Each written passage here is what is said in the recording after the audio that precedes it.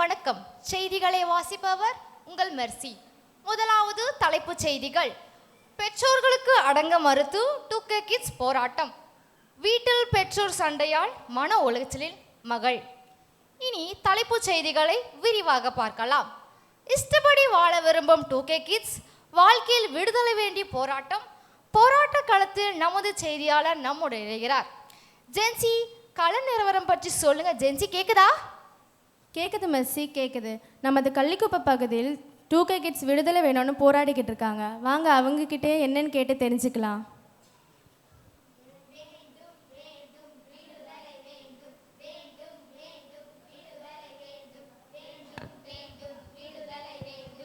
சொல்லுங்க 2K kids, உங்களுக்கு எதுக்கு விடுதலை வேணும்?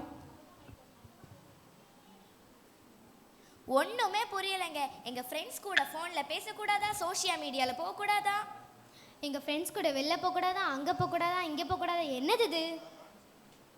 டெய்லி பைபிள் படிக்கணும், ஜெபம் பண்ணணும், ஸ்கூலுக்கு போகணும், சர்ச்சுக்கு போகணும், அப்புறம் சண்டே கிளாஸுக்கு போகணும். What bro? முடியலைங்க. இந்த டைம் டேபிள் வாழ்க்கை வாழ எங்களால் முடியாது. அதான் வேண்டும் வேண்டும் விடுதலை வேண்டும், வேண்டும் வேண்டும் விடுதலை வேண்டும்.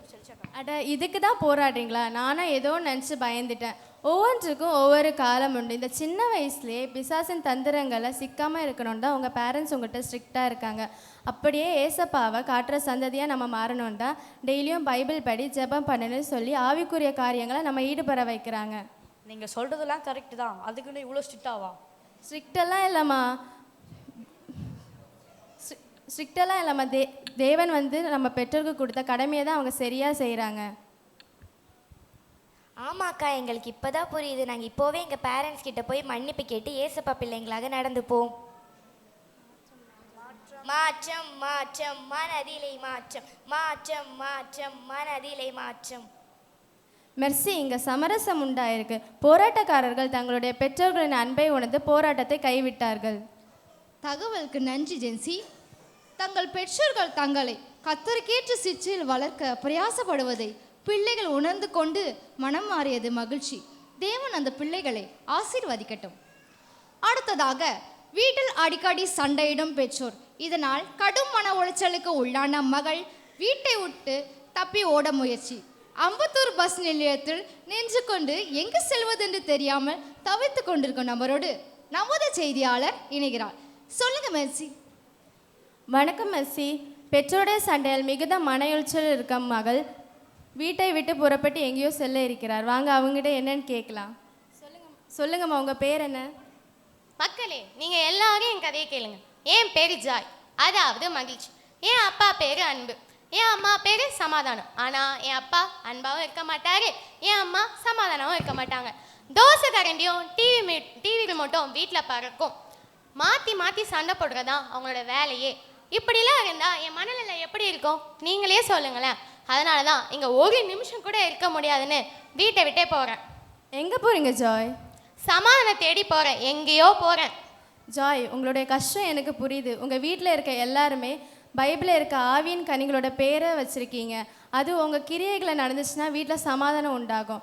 நீங்கள் வீட்டை விட்டு வெளியில் போகிறது உங்கள் பிரச்சனைக்கான சொல்யூஷன் கிடையாது. நீங்கள் தேவனிடத்தில் உங்கள் குடும்பத்துக்காகவும் உங்கள் அம்மா அப்பாவுக்காகவும் ஜெபம் பண்ணிங்கன்னா அதுவே உங்களுக்கு சொல்யூஷனாக இருக்கும். ஆமாம் இல்லை, கரெக்டாக சொன்னீங்க அக்கா. நான் இனிமேல் டெய்லியும் ஜெபம் பண்ணுவேன். எங்கள் வீட்டில் டெய்லியும் குடும்ப ஜெபம் நடக்கும்.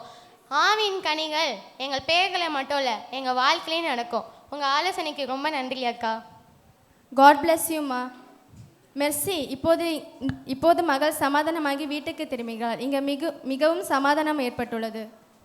தகவலுக்கு நன்றி ஜென்சி. நீங்கள் ஒரு ரிப்போர்ட்டராக இருந்தாலும் நீங்கள் ஒரு கிறிஸ்தவராக உங்கள் வேலையும் ஆண்டவரோட ஊழியத்தை செய்கிறது ரொம்ப சந்தோஷம். கர்த்தர் உங்களை ஆசீர்வதிப்பாராக. பெற்றோர்களே, கருத்து வேறுபாடு குடும்பத்தில் வருவது சாதாரணதான். ஆனால் உங்கள் சண்டைகள் குழந்தைகளை நிச்சயமாக பாதிக்கும். நீங்கள் ஒரு தம்பதிகள் அல்ல, நீங்கள் ஒரு பெற்றோர்கள். இதை கருத்தில் கொண்டு முடிந்த அளவு பிள்ளைகள் முன்பு கருத்து வேறுபாடுகளில் ஈடுபடுவதை தவிர்த்து உங்கள் பிள்ளைகள் கிறிஸ்துவுக்குள் சமாதானமாக வாழ விழுவுங்கள். குடும்பமாக பரலோக ராஜ்யத்தை சுதந்திரிங்கள் என்று உங்களை வாழ்த்துகிறேன். அடுத்ததாக தொழில்நுட்ப செய்திகள். டெக்னாலஜி நமக்கு வரமா இல்ல சாபமா? இதை குறித்து ஒரு செய்தியை பார்க்கலாம். டேய் தம்பி, அண்ணனுக்கு கொஞ்சம் தலை வலிக்கிற மாதிரி இருக்கு. அம்மா வேறு வீட்டில் இல்லை, டீ மட்டும் போட்டு எடுத்துகிட்டு வரியா? டீ தானேண்ணா ஜொமேட்டோவில் போட்டேன், 5 மினிட்ஸில் வந்துடும். அட பரவாயில்லையே. சரி, அந்த ஹோம்ஒர்க்காவது எடுத்து பண்ணு போ. ஹோம்ஒர்க்லாம் சார்ஜ் விட்டியே பண்ணிடும். பேஜ் ஜெராக்ஸ் பிரிண்ட் அவுட் மட்டும் எடுத்துடணும். என்ன சொல்கிற? அந்த பைபிளை எடுத்து படிப்போடா. பைபிள் மொபைல்லே காலையில் படிச்சிட்டேன். காலையிலே மொபைலில் இது பைபிள் படிச்சிட்டேன். இன்னைக்கு கொஞ்சம் நேரம் என்ன ரீல்ஸ் பார்க்க விடலாம்.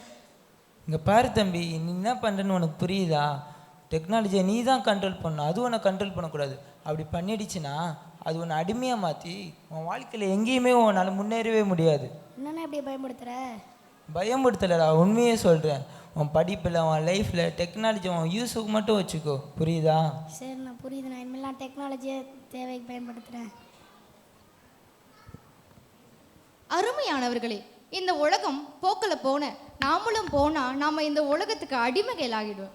ஆகவே இந்த உலகத்துக்கோ மனிதர்களுக்கோ அல்லது டெக்னாலஜிக்கோ அடிமையாகாமல் நம்மளை காத்துக்கொள்வோம். பைபிள் சொல்லுது, உலகமும் அதன் ஆசை இச்சைகளும் ஒளிந்து போம், தேவனுடைய சித்தம் செய்கிறவனோ என்றென்றைக்கும் நிலைத்திருப்பான் என்று. இத்துடன் இந்த செய்தி அறிக்கை நிறைவடைகிறது. செய்திகளை உடனுக்குடன் தெரிந்து கொள்ள கிருபாசனம் கிறிஸ்துவின் சபையுடன் இணைந்திருங்கள். ஸ்பான்சர்ட் பை கிருபாசனம் ஞாயிறு பள்ளி ஆசிரியர்கள் மற்றும் மாணவர்கள். Co sponsored by Kallikuppam Kirubasanam. நன்றி, வணக்கம்.